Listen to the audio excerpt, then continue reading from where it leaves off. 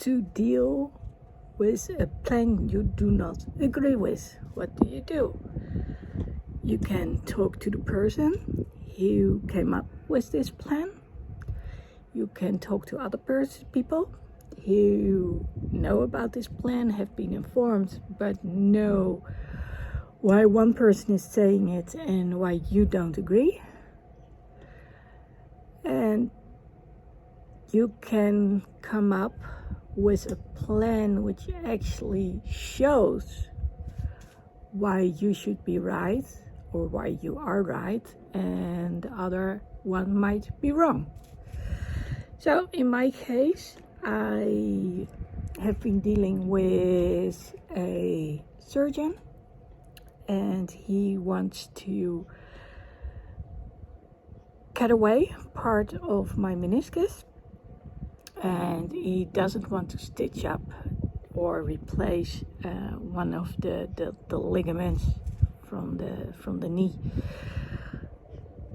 So after hearing this, I went to my physical therapist and I said, I'm afraid that he doesn't want to replace it simply because of my age and because I gained weight in the last 7 years. And yeah, I know I'm overweight,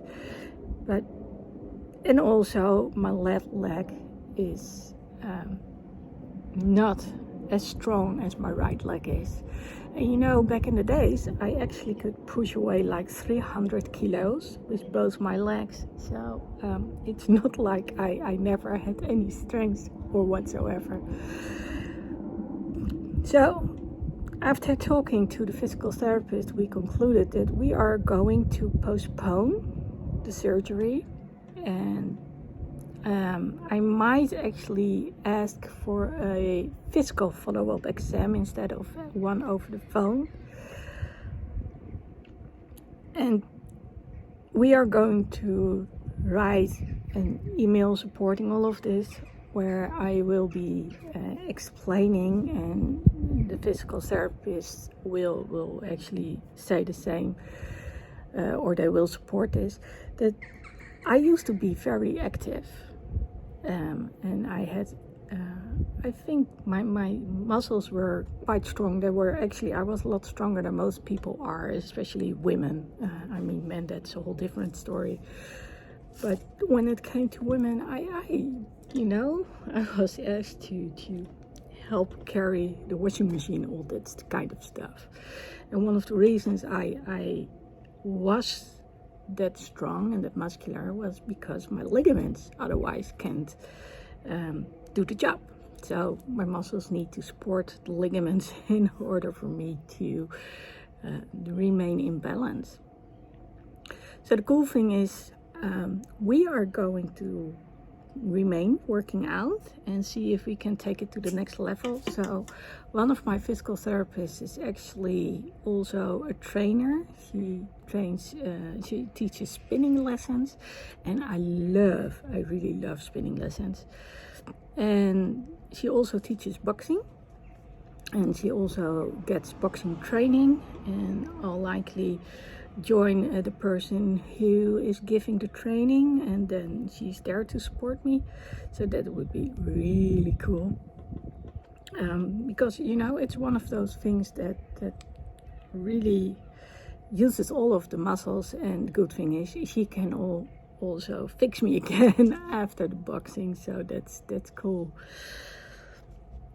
Well, if I can get back to seeing what I can do, then we can also figure out whether there is this need to actually do the surgery or not. Well, one thing I do not want to happen is that I only get half the surgery I need, especially if it's the part of the surgery I do not believe I actually need, but we'll see about that. Because when they are cutting away the meniscus, that does have some serious implications in the future, as in it might lead to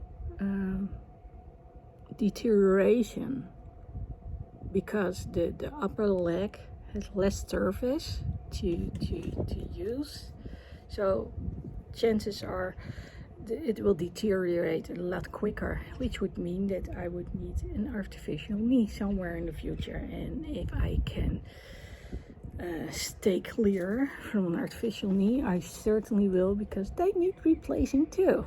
And well, I don't know how many times they can be replaced, but well, if it's up to me, it won't happen at all. So, but yeah, there's the other part, and that has to do with that anterior ligament. And quite honestly, that's aching. It's aching whenever I lie down, whenever I turn around. And I believe that's the culprit right now, keeping me from moving forward again. Anyway, when it comes to moving forward, I will be going to walk in an hour or something, in half an hour. I'll be going to my favorite place. They've got a terrace over there. I'm just not sure if I'm going to be using my crutches or not. So that's if I want to be really on the safe side, I should. If I want to be on the bold side, I don't. Not sure what's smart. But I do know that it will help me to regain my strength again, and that's one of the reasons I actually want to do it without my crutches. I did it on the treadmill last Friday. That was pretty cool. I walked like about a kilometer, so that's less than a mile. Yeah, I need to walk really slowly. I knew I needed to walk slower since a year, compared to when I didn't have the ankle injury, but now I have to walk even more slowly.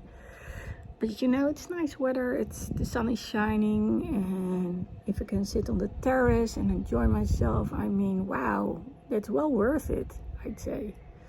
So yeah, I'm actually looking forward to going there, and you know, to sit there and maybe record another video and tell you how it was. So yeah, if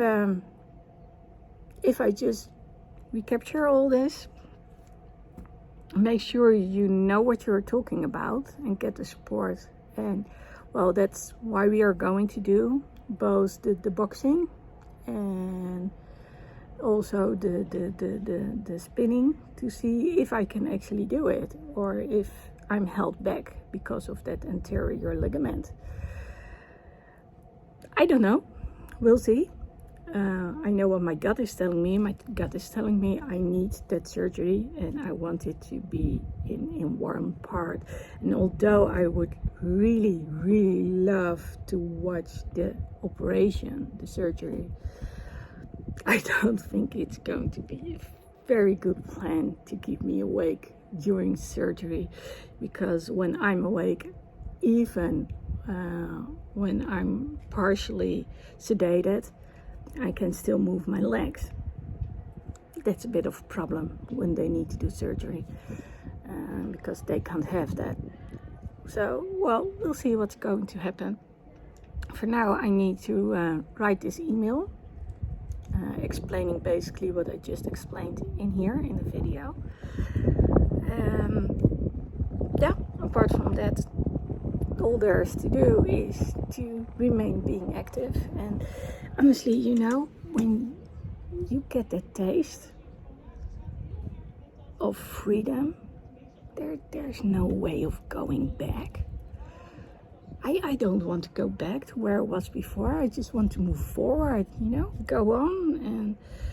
And maybe this guy doesn't know it yet, but I do, and my physical surgeon, my physical therapist do. So yeah, so I guess it's up to me to figure out what I can do in order to keep improving this stuff. Well, like I said, I'm going to enjoy this weather. It's nice. It's not too warm, and it's a hell of a stability chore for me, because it will be with grit, those tiny little stones, those pebbles, sand, and the ground will be a little bit like this. that's going to be a little bit of a challenge. Well, I'm going to keep you posted on all those things regarding to speaking up and speaking out and not remaining silent. And yeah, sometimes it's better to just wait a little while before you speak up or speak out and get your facts straight, get the right arguments, so you can actually convince them using a good story. Keep you in the loop and find me, Lady Lexi's Live on the Road.